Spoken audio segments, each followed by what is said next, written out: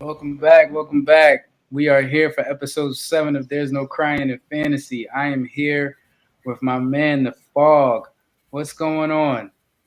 What's happening, Scrap? How you doing, brother? I'm doing good, man. It's a pleasure to do the show with you. I know that you were on here a couple of weeks ago with Brian, aka Bud, so it's good to do the show with you this week. So let's go ahead and get started. Around the league this week, we got some news. DJ Shark out on IR. Damian Williams out 4 to 5 weeks. Not an ACL tear. Not No. David ACL. Montgomery out four to I'm five sorry. Yeah, weeks. David Montgomery. Yeah, David Montgomery out 4 to 5 weeks. Trying to think anybody else that was injured this week. That would be a key pickup for next week. I think that those were the two significant injuries that we saw. Joe Mixon also, but we don't know when he's coming back. He's day to day right now with Yeah. a high ankle sprain. And I think that was pretty much it. I'm checking everything now. Um, yeah, that's it. Anything on your end that you're watching? No, there wasn't any. Again, you covered any of the major injuries. Yeah. So that's what we were looking at as far as injuries for this week. So that gets us into our next topic, and that's the waiver wire for this week. So, Fog, who are you targeting on the waiver wire this week? Listen, what the news about Montgomery going down? Your target has to be Damian Williams, without question. I think he had like 8 carries for 55 yards and a touchdown last week. So that's good news. I think he's only on 15% of fantasy football rosters as well. So he's definitely going to be out there. And if you are in a 12-team league or bigger,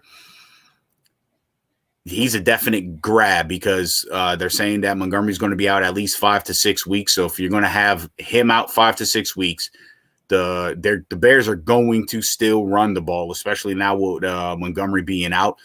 Just by sheer volume alone, Damian Williams is going to be the guy. Unless there's a trade made by the Chicago Bears, possibly I could see them making a move for maybe Marlon Mack, say from Indianapolis.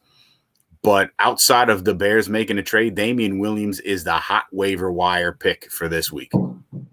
I have to agree with you. And I have the number one claim in one of my leagues, and I am going to get Damian Williams off the wire just because I need a running back right now. So if I can have a running back like Damian Williams that I can plug in for 4 to 5 weeks and be confident that he's going to be a starter, he's also very effective in the passing down role as well.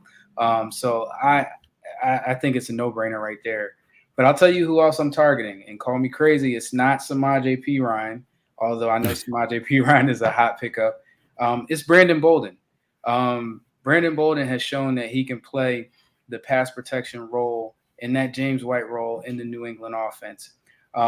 He's not going to be a Damian Harris type of volume back for the Patriots, but I think he's a back that if you need somebody that you can throw on your flex, if you're dealing with injuries, he's somebody that can get you a few points every week. And it's going to come from his passing down role. So Brandon Bolden is somebody I was looking at. I wasn't sure who was going to come out of that Patriots offense. Was it going to be J.J. Taylor? Was it going to be Ramondre Stevenson?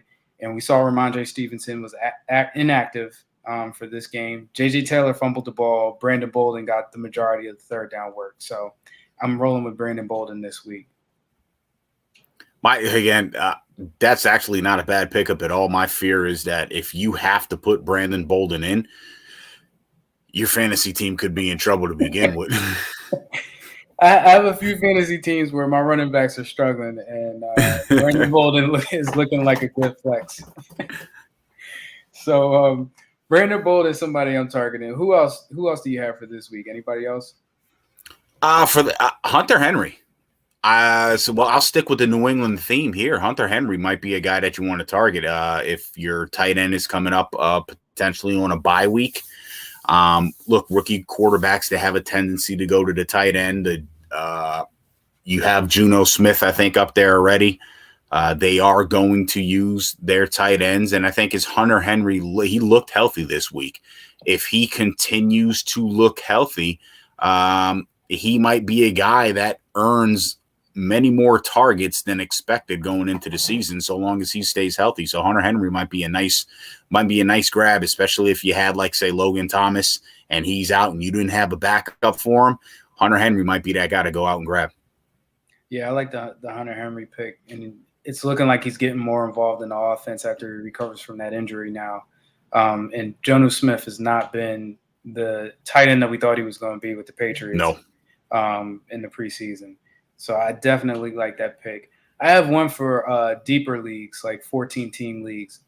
I know a lot of 14-team leagues are struggling with running backs right now, and Malcolm Brown is somebody that I think that if you need somebody, this is not a sexy pick, but if you're looking for maybe a touchdown play, Malcolm Brown could be somebody that you could throw in, for bye weeks or something, because it's looking like the Dolphins are getting him more involved in the offense, and it's seeming like I'm not sure, but it's not looking good for Myles Gaskin in the Dolphins offense right now.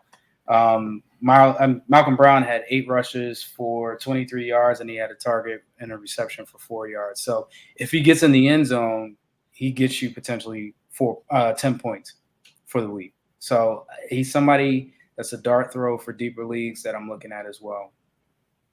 And also I'll give you one more. Zach Pascal, if you need a wide receiver. Pascal's out there. It seems like he has some chemistry with Wentz. If you lost DJ Shark or somebody else that's injured, if you have like a Jarvis Landry that's on IR that you're waiting to come back, Will Fuller just went out.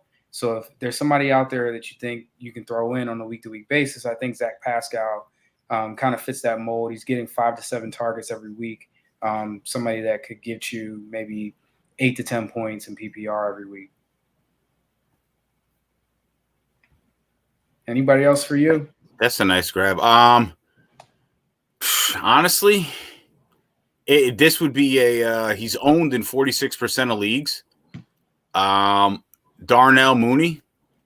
And the only reason I suggest Mooney, and again, it's a big if there, is because of what he did and the rapport that he seemed to have with Justin Fields. Now, we do know that there's obviously if Dalton is healthy, they said he's going to start. And Dalton did he got the ball to Mooney against Cincinnati. 6 catches, 66 yards. He had 12.5 fantasy points in PPR leagues. But if Justin Fields is going to be the guy that takes over there, he might be someone you can sneak into a flex position. I'd pick him up, put him on the bench, and see what direction Chicago goes, because Chicago could be playing from behind in some of the games coming up. I agree. Let me ask you a question that we talked about on a recent show, which was Allen Robinson. So the Allen Robinson effect with his quarterbacks. What do you do with Allen Robinson if you like Darnell Mooney? If you have Robinson, right, then you don't want to pick up Mooney. Right. If you don't have Robinson, you want to pick up Mooney. Like I said, Mooney is going to be a guy that is going to be a flex play. I think, unfortunately for Allen Robinson, his situation is what it is with this with this team. He's still going to be the go-to guy, but if this team is going to wind up throwing the ball more than they run, and they've been showing that over the course of the last 2 weeks, then Mooney may be a guy, like I said, you grab, and he's a solid flex play. Yep, I agree. I like that pick. So that's our waiver wire targets for this week. Best of luck to everybody out there. I know the waiver wire is thin right now, and there's just not a lot of options. So good luck on your waiver wire targets this week. So next up, we're going to talk about what do we do with Josh Jacobs. So if you drafted Josh Jacobs as, like, let's say your RB2, what do you do with Josh Jacobs right now? Because it's not looking too good. He's been injured the last 2 weeks. He came in last night. He wasn't really effective. He's not really involved in the passing down roles, although we did see a little bit of more activity in the passing game last night. But it's just not looking good. So what do you do with Josh Jacobs? Man, hope that he has a hell of a game against Chicago this week, and then try to trade him. That's just it, and it again, it all depends on what you have and what your needs are on your fantasy team. If you have good depth at the running back position, or you have someone that you could fill in, and you just need some wide receiver help, right? Let's say you went hard at the during the draft and you went hard in on running backs. You need a wide receiver, and you've got Jacobs there. I would try to sell him. Try to sell him to stack your team and maybe get yourself a solid wide receiver too, because you just said it. Between his injuries and again him coming back from injury is going to be slowly worked into the game plan again, and that could be your selling point to whoever you're trying to trade him to. But there's just, with his injury history, there's just no guarantee that you're going to have him on the field. And like the great Herm Edwards has always said, the best ability is availability. And if he can't be out there for your fantasy team week in and week out, what's the point of having him? So if you've got him and you've got someone that needs running backs and would be willing to part ways with a wide receiver too, then I'd make the move. Wow. So for a wide receiver too, you would trade Josh Jacobs. Yeah. So this week, Damian Williams or Josh Jacobs? I'm going Damian Williams. Okay. Now, I'll tell you my take on Josh Jacobs, and I have Josh Jacobs in one of my leagues. I'm not looking to sell him yet. And I'll tell you why. It's because the volume is there for Josh Jacobs. And the volume is going to be there later in the season. I think once he gets back fully healthy, which I think he will towards the end of the season, and we all know once it gets cold outside, teams are going to run the ball.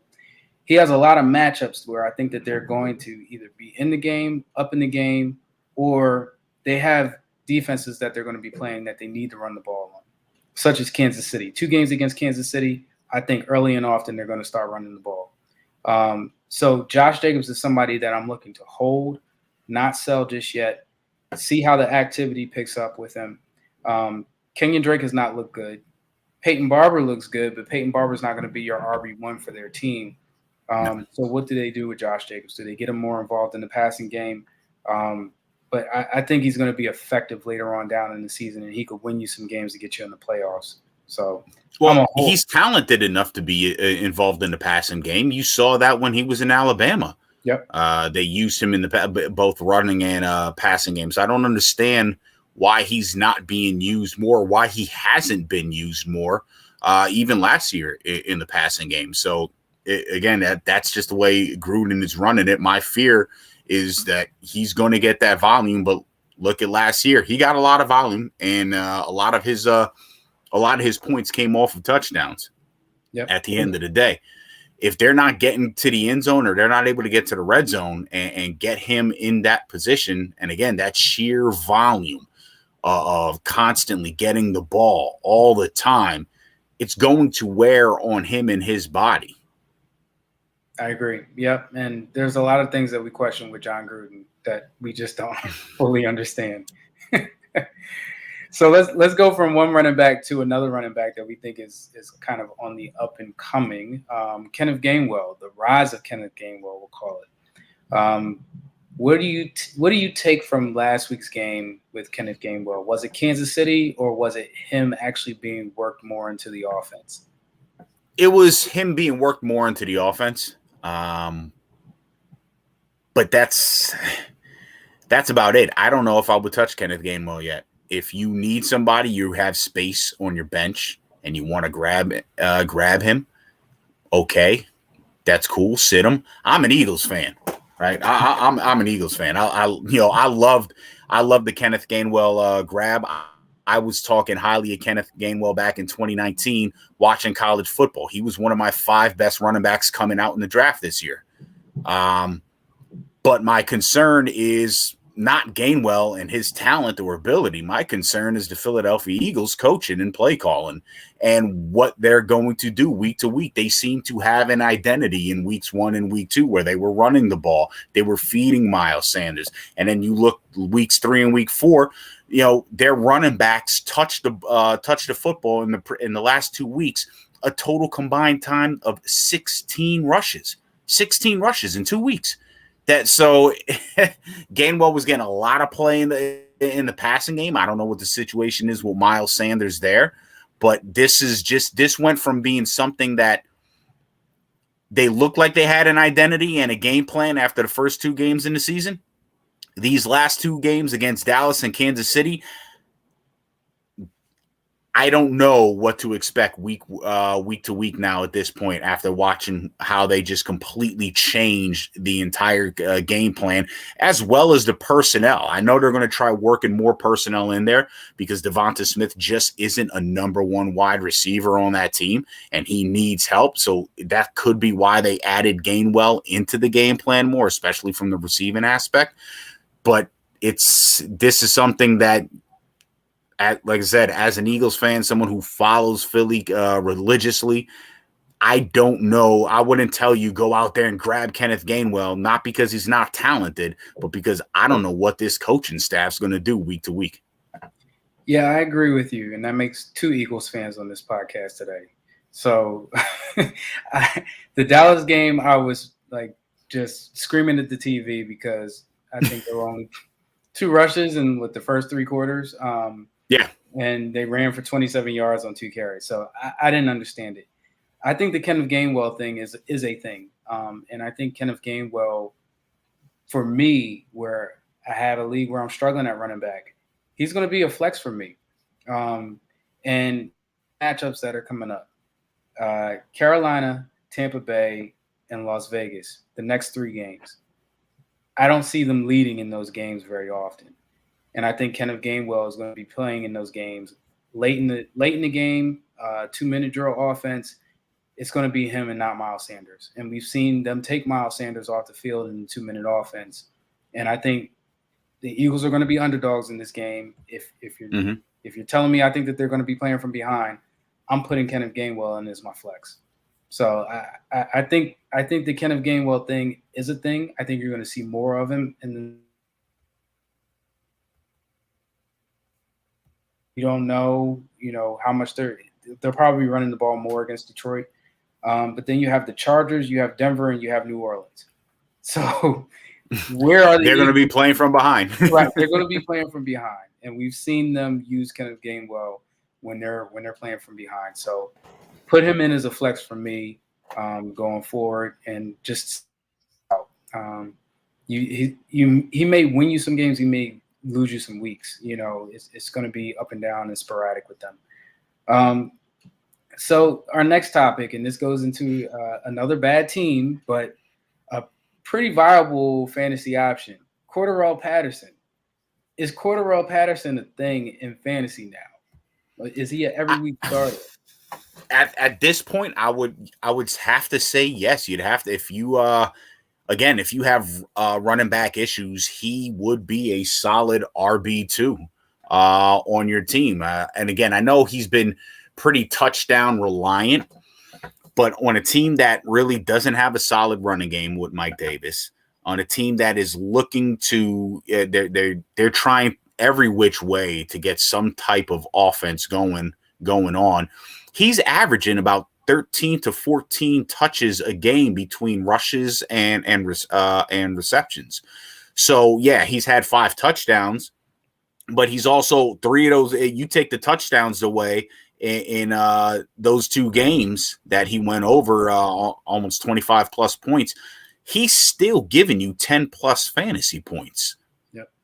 So it's again, running backs are at a premium in most leagues. I would say he's a start at the running back position, or at least at the very least a flex position. I agree. And, the first week that he got in the game, I was like, okay, this is just a fluke. Okay, it's Cordarrelle Patterson, And then so the first week was 9 points. Then it was 24 points, 17 points, and 36 points. At some point, we have to stop saying that this is a fluke and this is actually a real thing. I was never a big believer in Mike Davis when he went to Atlanta, just because I didn't believe that he was going to be a good fit for their offense. I thought that the backup role with Christian McCaffrey was perfect for him, but he's not an RB1 for a team.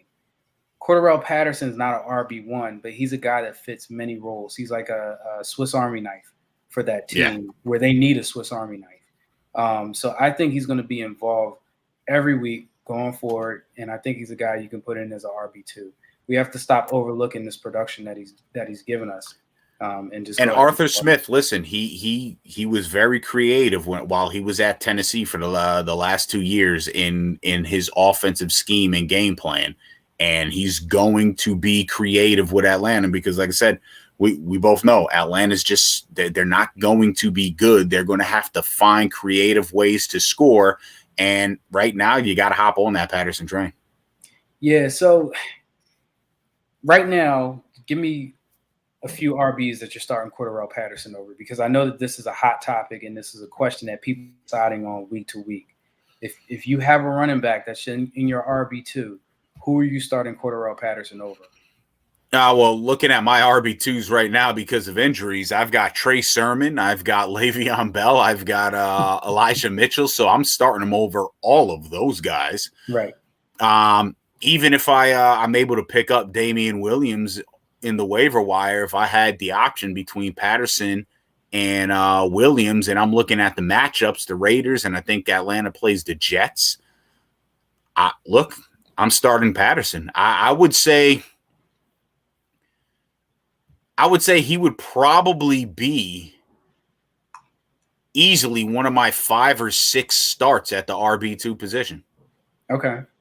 Yeah, I'm looking at it like if you have Leonard Fournette and you have Cordarrelle Patterson, who gets to start? Fournette or Patterson? No, I'm going Patterson. Okay. So that's the level of hype that we are at with Cordarrelle Patterson right now. And I agree with you. I think Patterson is above a lot of those fringe RB2 flex RBs that we're looking at. I think a lot of these fringe running backs, a lot of these RB2 running backs, you don't know what you're getting week to week. Right. From a lot of these guys. Like you said, there's consistency right now with Cordarrelle Patterson. And in fantasy football, you want consistency. Right. So I'll give you another one. This is a RB2, middling a RB2 right now. James Robinson. James Robinson or Cordarrelle Patterson? That's a tough one. Oh, man. You know Robinson is going to get the volume. Mm-hmm. But again, it's all going to depend on who they play. And unfortunately for Robinson, his fantasy value has been more touchdown reliant. Last week, I think he had 2 rushing touchdowns last week on 18 carries. Yep. Again, you got to look. I would say it depends on the team you're playing. They're playing Tennessee. Tennessee has not looked good against the run, so I would probably start. I'd be tempted to start Robinson over Patterson, but that would be a very tough decision. That'd be a decision where I'm going, okay, one of you guys are going to wind up in my flex position. Yep. I'm going James Robinson. I would start James Robinson over Patterson, but Patterson would definitely be in my flex over probably the majority of the players that I have available. So that's where we're at with Cordarrelle Patterson now. So if Cordarrelle Patterson, I don't know why he would be on your waiver wire, but in case he is, you make sure you go and pick him up this week. Yeah. And you start him if you don't have any players that you think are better than Cordarrelle Patterson right now. So let's move on to the matchups for this week. We always talk about QB streamers. Who are some QBs that you're looking at if you need a QB for this week, or you have a QB that has a tough matchup? Is there somebody on your bench that you would pick up to stream this week? Oh, man. I don't know. Who would I? I'd probably sit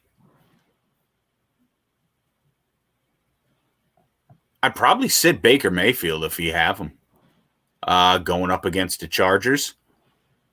I'd also be tempted to sit if you have him. I mean, he's been good, but Matt Ryan as well going up against the Jets. The Jets surprisingly are top 5 against fantasy quarterbacks this year. So I think both Baker Mayfield and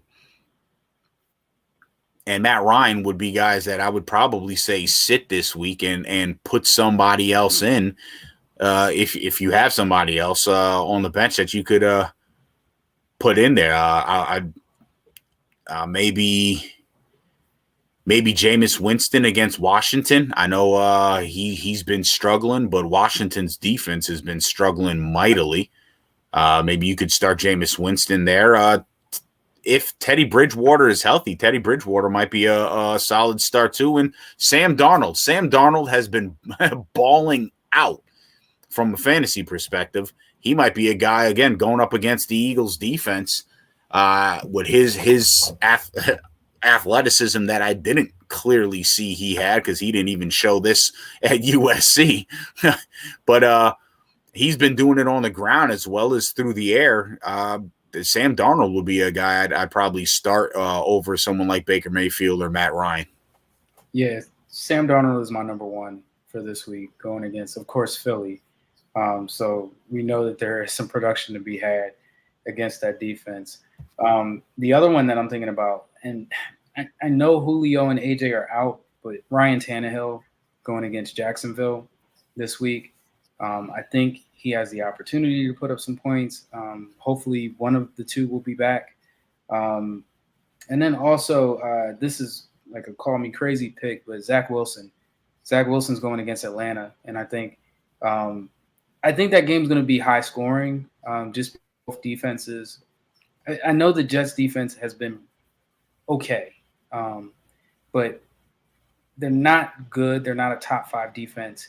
And Atlanta has shown, though they're not a great team, they have the ability to put up some points. So I think this is going to be a fairly higher scoring game. So I would look to put Zach Wilson in for this week if you need a streamer, because Atlanta's defense is just that bad that I think he can be effective and have some good usage against that defense as well. Anybody else? AJ just said Mac Jones against the Texans. I get that, AJ, but my only concern is that they're going to be running all over Houston with Damian Harris. They're going to get up and they're going to be running the ball all game. Damian Harris is like top 10 running back for me this week against that Houston defense. But Mac Jones, if you need somebody, Mac Jones could possibly be, a QB streamer, or even if you're in a 2 QB league, you could probably start him this week against Houston. Anybody else you're looking at? Honestly, Taylor Heineke. After the game he had against Buffalo, and seeing what he can do and the points that he could put up. He put up another 27 points against Atlanta last week. New Orleans defense, the one thing they didn't do well was stop the pass. Daniel Jones looked like a superstar last week in New Orleans. So if that's going to be the case, I'd say Heineke is another guy that you could turn around and start this week and probably get really good production out of him. Yeah, I like the Heineke play. And Heineke has shown some great chemistry with Terry McLaurin as well. And Curtis Samuel's just getting back to health. The only concern is Logan Thomas being out. But they showed that they can still be effective without Logan Thomas in the offense. They started using McKissick a little bit more out of the backfield. So Heineke's a good play as well. My only concern is New Orleans, but I think they're going to have to throw the ball to be effective against New Orleans anyway. So Heineke. Well, New Orleans is good against the run. And we saw that again last week. Saquon Barkley didn't run anywhere. Saquon Barkley was a better receiver than he was a running back from a fantasy aspect last week. Yep. So you'll probably see Washington use the same style of play against New Orleans this week as well. All right. Well, that wraps up all of our segments for this week. anything you want to leave the fans with before we drop? Yeah. Do not cry when you lose this week. And anything that we've said, don't get mad at us because you decided to listen to us. If you listen to us and you were successful, congratulations and you're welcome. If you don't and you lost, it ain't my fault. Who the fuck told you to listen to us in the first place? And that's why there's no crying in fantasy. I had somebody say to me, and I'll leave it with this. I had somebody say, I don't always agree with all your takes. And I said, that's fine. That's a part of fantasy. So we appreciate everybody for listening. And thanks for tuning in for episode 7. Wish you all the best of luck for week 5 coming up. And we'll see you next week. Appreciate it, Fog. Thank you, man. I appreciate it.